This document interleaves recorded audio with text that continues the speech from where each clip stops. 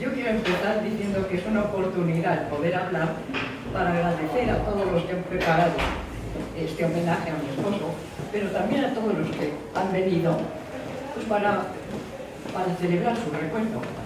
Así que muchísimas gracias a todos. Y si me emociono, pues me perdonas. Pero vamos a ver, todo el mundo sabe unas cuantas cosas de la vida de Juan, que nació en Alemania, que vivió en España, que trabajó en Estados Unidos. Y yo lo que quiero hacer es un poco ver cómo todo esto se va enlazando y cómo también Juan vivió momentos históricos muy importantes y una serie de circunstancias personales que le van marcando la vida. Él siempre decía, y tiene escrito, que el resultado de su trabajo era el fruto de la curiosidad que le había acompañado toda la vida. Desde pequeño era una persona curiosa que fue sumando acontecimientos en su vida que en algún momento tenían una importancia para su trabajo. Claro, nace en Alemania en una familia muy acomodada, muy acomodada, que se arruinan totalmente con la crisis de la República de Weimar. Entonces, se arruinan completamente y la madre, que es española, piensa que en España, y es historiadora, piensa que en España puede encontrar trabajo. Entonces, Juan, el niño, Juan tiene 5 años, Juan y su madre marchan a España. El padre se queda en Alemania, donde al poco tiempo es atropellado por un borracho y muere. Entonces, la madre se queda en España, llegan a España a un pisito pequeño, la madre empieza a buscar trabajo donde puede trabajar, en una situación económica difícil, y bueno, se acostumbra muy mal a un piso, echa de menos a su padre, echa de menos los bosques alemanes, está muy enfermo. Mal. En estos años, primeros en Madrid, conocen a una persona que va a tener luego mucha influencia en la vida de Juan. Era un viejo bolchevique de Estonia, que había estado involucrado en el paso de Lenin por Alemania, camino de Rusia, y que este señor va a tener luego influencia en la vida de Juan, que no había podido, cuando se terminó la guerra, no pudo volver a Estonia, porque Estonia pasó a ser una de las repúblicas de la República Soviética. Entonces él era muy nacionalista, había estado por Europa, finalmente se había acomodado en España, donde tenía una hermana hispanista. Se queda allí. Y este señor, buscando trabajo, bueno, se conocen a la familia, a la madre de Juan, deciden, empiezan una amistad que va a tener luego muchas consecuencias. Entonces, Juan no se siente bien y entonces la madre decide mudarse a un pueblecito pequeño en las afueras de Madrid, donde Juan pueda estar en el campo y pueda irse poniendo más fuerte. Se marchan a este pueblecito y llega el año 36 y empieza la guerra civil. Y Juan recordaba perfectamente cómo el ambiente del pueblo va cambiando, las tensiones en el pueblo, la gente que son de distintas ideologías, ya se susurra que empiezan a aparecer muertos en los campos, una tensión muy grande, y sobre todo lo que recuerda es allá a lo lejos ver, como estaba en Madrid, las columnas de humo, que eran las primeras iglesias que ya se estaban incendiando en plena revolución. La madre decide volverse a Alemania. Entonces, se marchan a Alemania, se instalan en Berlín, es la época que Álvaro ha descrito. Lo primero que hace, claro, esta señora encuentra la posibilidad de dar conferencias en círculos culturales de señoras. Y prepara conferencias comparando leyendas, historias, cultura alemana y cultura española. Juan le lleva a la biblioteca, se sienta con un montón de libros en alemán y otros en español, muchos papelitos, y le va diciendo todo lo que encuentres, que se repite, que son leyendas que tienen parecido, todas las similitudes, metes papelitos. Entonces, bueno, se leía todas las leyendas, que si eran 7 cazadores o 7 soldados, todo lo que hubiera, pues yo metiendo, yo marcando, la madre llegaba por allá, Juan acaba de cumplir 11 años, 10, 11 años. Entonces, trabajan todo. Conocen al obispo von Preysing, que les da la dirección de esta señora, que les dice, vayan ustedes, si Pilar, a la madre Juan Pilar, si a usted le interesa, vaya a ver a esta señora, y que la señora que les pone al día de lo que está pasando, y claro, y que le dice a la madre de Juan, por ahora no lo olvides en tu vida, claro que hay dictado ahora, ¿no? Entonces, claro, la señora se da cuenta que no es un sitio para quedarse, es la Alemania nazi. Se habían marchado de la República de Weimar y vuelven a la Alemania nazi. Claro, la madre piensa que no es un sitio para quedarse, deciden volver a España. Llegan a España, se instalan en Salamanca. Más al sur estaba al frente y al sur Madrid. Entonces se instalan en Salamanca. Y claro, es una época muy curiosa porque llegan, claro, sin nada económicamente, alquilan una habitación en un camionero, en una casa de un camionero, y la madre, a la madre le habían interesado mucho algunos programas de ayudas sociales que había en Alemania. Entonces se va a hablar con los falangistas, con la falange, y les dice: yo les puedo organizar un comedor infantil. Claro, es plena guerra, con padres en la cárcel, con una pobreza en muchos sitios, con mucha necesidad. Entonces yo preparo un comedor. Entonces esta señora prepara. Entonces se va con Juan, y Juan recuerda que iban por todas las casas de los barrios más necesitados, haciendo censos de familias, censos de niños, cuántos niños, haciendo. Cuando tienes un censo lo prepara todo y se va a buscar al mejor pediatra de Salamanca, que era un señor que pertenecía a la CEDA.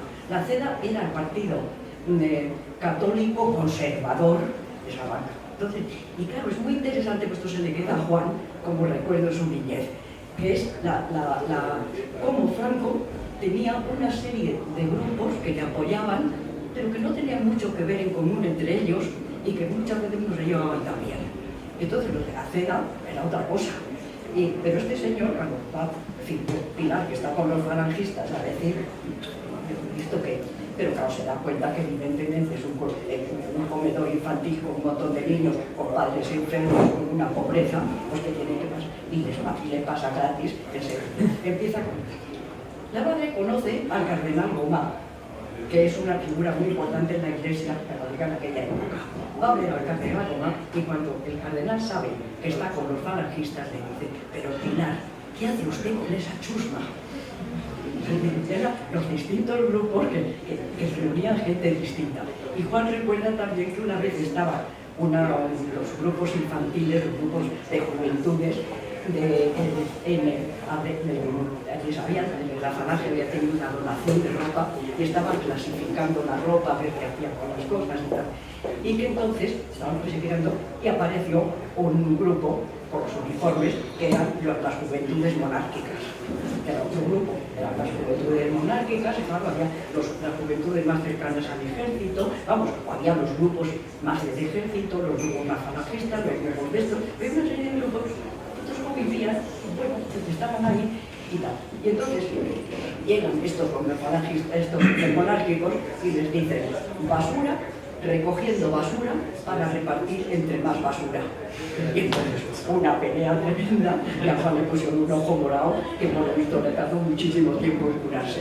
Son todas estas cosas las que van viendo, estas cosas pequeñas, que no era una obligación de que todo el mundo fuera del movimiento, sino que Franco permitía ahí una serie de cosas que mientras no levantaran mucho la voz y no molestaran, pues estaban calladitos y se permitía.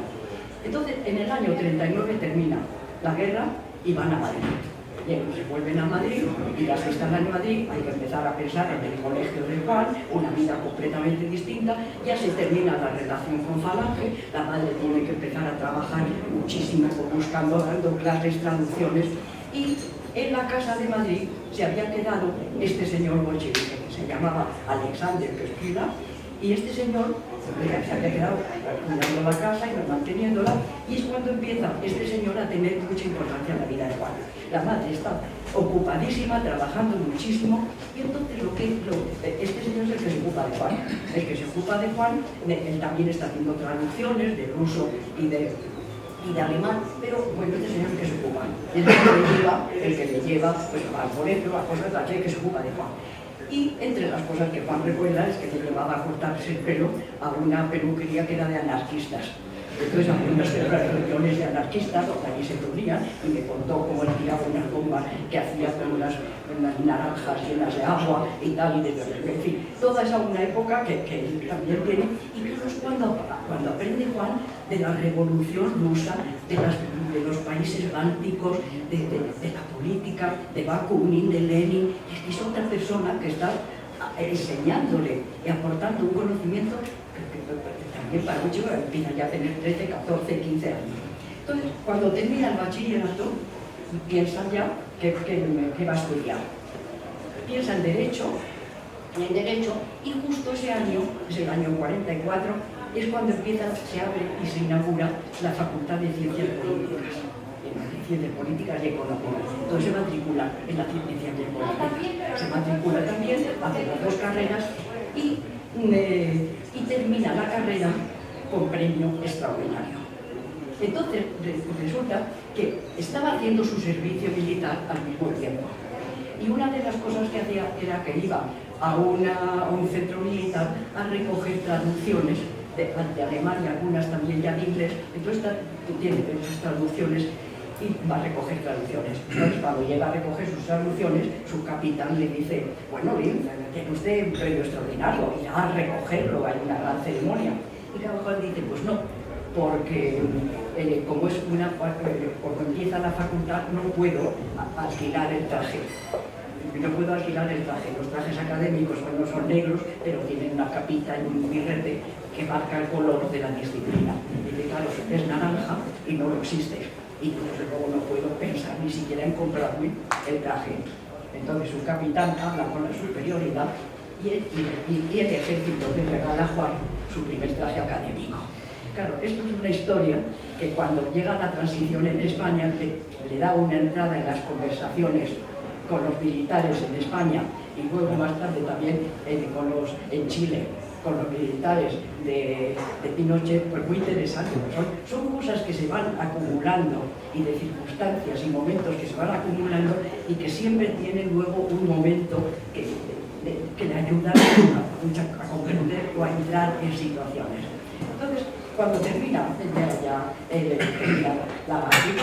la carrera, empieza a trabajar con un profesor de ayudante y empieza también, este señor tenía también un centro de investigación, empieza su investigación.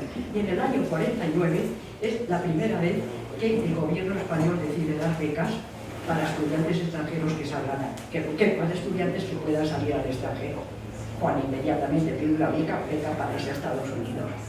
Y entonces le dan la beca, y es una beca muy escasita, pero 9 meses, que le permite irse. Se marcha, llega a Estados Unidos y bueno, a Columbia University, y claro, el profesor Lipset tiene algunas cosas escritas sobre la llegada de Juan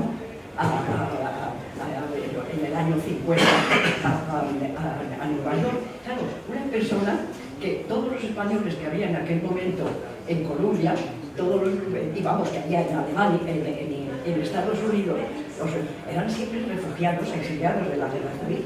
Y ahí aparece Juan, más mayor que los otros estudiantes, porque claro, ya era un joven profesor, entonces, más mayor que los otros estudiantes que vienen de la España de Franco y estudian ciencia política, ¿qué es esto?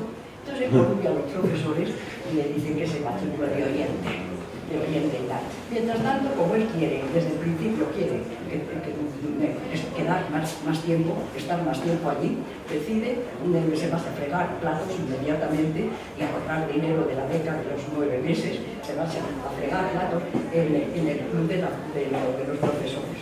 Es muy curioso que en aquel momento los trabajadores de la cafetería de los profesores estaban negociando un contrato nuevo con la universidad y delegan en Juan de que lo represente en esto. Juan ya había estudiado Derecho en Madrid, llega y delega en él, Juan los representa en los contratos y se da cuenta que los obreros en la España de Franco estaban más protegidos que los pobres trabajadores en la cafetería de Colombia. Entonces, bueno, él sigue, y claro, y cuando, mientras tanto, trabaja muchísimo, estudia muchísimo, no va ni una sola vez al cine, ahorra todo lo que puede. Cuando llega en los primeros exámenes del primer semestre, le llaman y le dicen: matricúlate. Y entonces empieza a cambiar todo el mundo, toda la vida. Claro, los profesores empiezan a conocer, empiezan a valorarle, empiezan a dar trabajo para que ayude en esto de investigaciones distintas. Empieza el trabajo con Martin Lipset, con este profesor con el que hace la tesis, empieza a trabajar. al mismo tiempo, en aquel entonces también conoce a otros 3 estudiantes españoles que estaban en distintas universidades, 2 de ellos en Columbia, uno es un ingeniero, en fin, y se ponen en contacto los 4 y están seguros de que Franco va a durar muy poco. Entonces empiezan y piensan que hay que preparar, como España, hay que prepararla para la democracia, que eso no puede. Se ponen en contacto con el líder del Partido Socialista. Se pone en contacto con el Partido Socialista, exiliado, que estaba en Francia, Llopis, se pone en contacto con él. Y en el archivo de Juan, que está en este momento en Columbia, está recogido en Columbia, hay cartas con este líder socialista y tal, y ellos y mandando y preparando papeles porque a ver cómo se puede hacer para que España pase a la democracia. Otra de las cartas que escriben estos 4 es el padre de Juan Carlos, del rey de España. El padre de Juan Carlos estaba exiliado en Portugal, don Juan, estaba exiliado. Y don Juan piensa que, pensando en una posible democracia en España, una posible monarquía, piensan que sería muy bueno piensa que sería muy bueno mandar a Juan Carlos, que era un chico joven, a educarse en España para que no fuera un rey totalmente extranjero.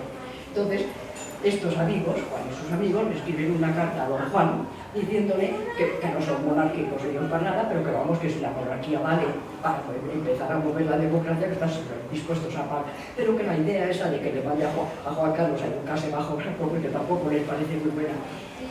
Y en el archivo de Juan está la carta de don Juan, del padre del rey, diciéndoles que les agradece mucho sus ideas, que se está muy contento,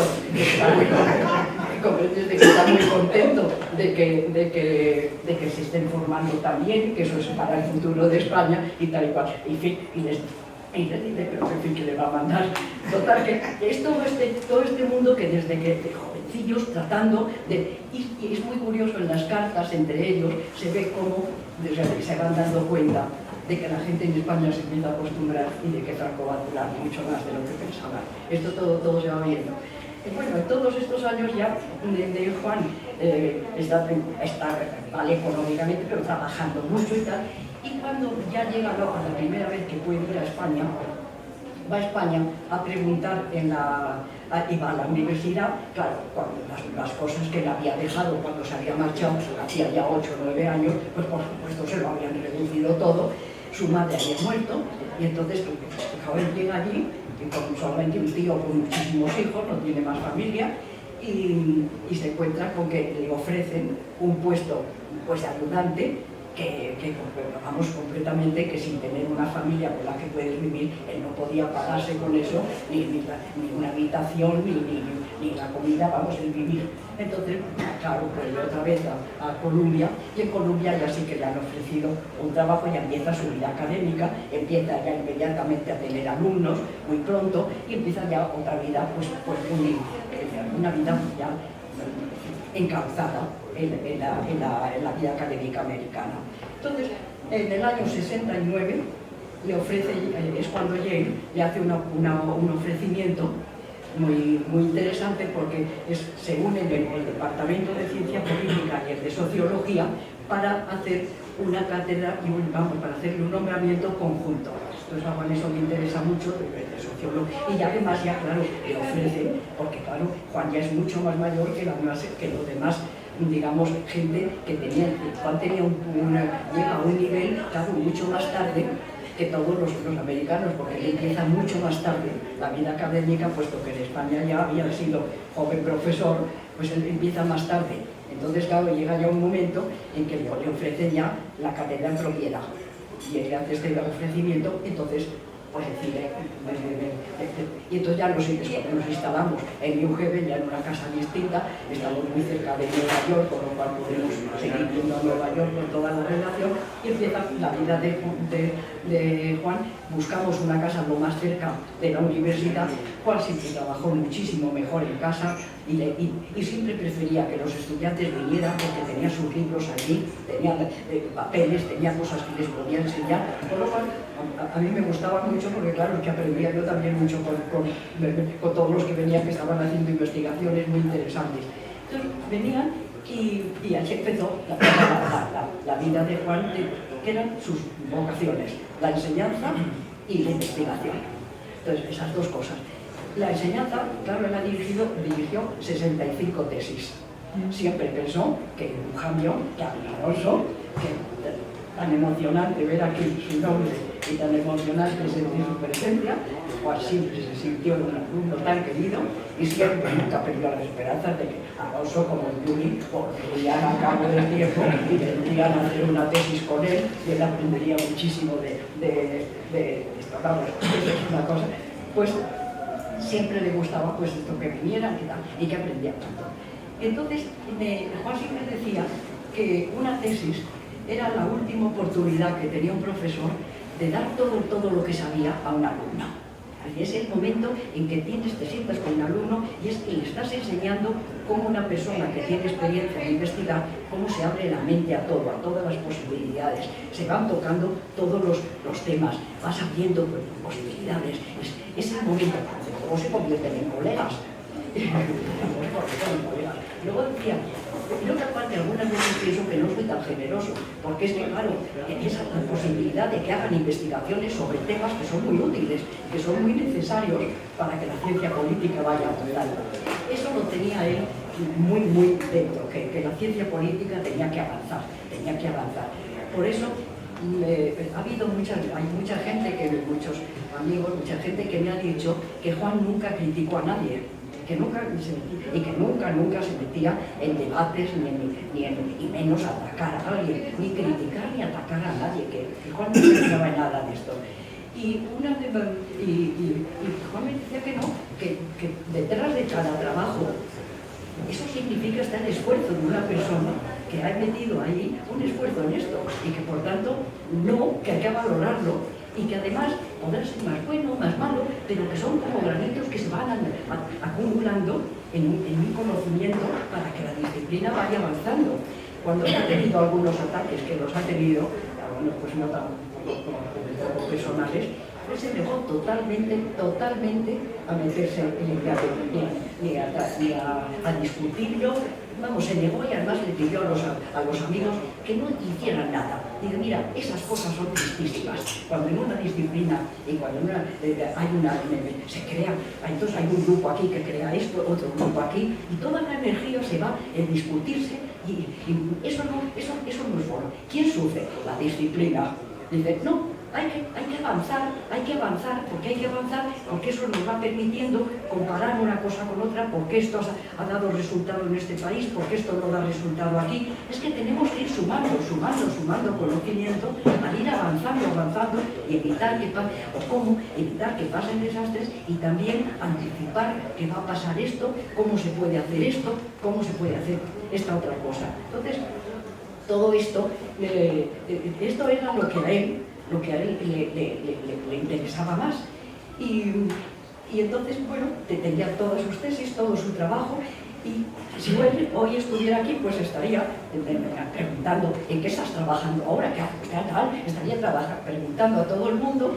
Y a los estudiantes, por supuesto, les diría, no perdáis nunca la curiosidad, tenéis que ser curiosos.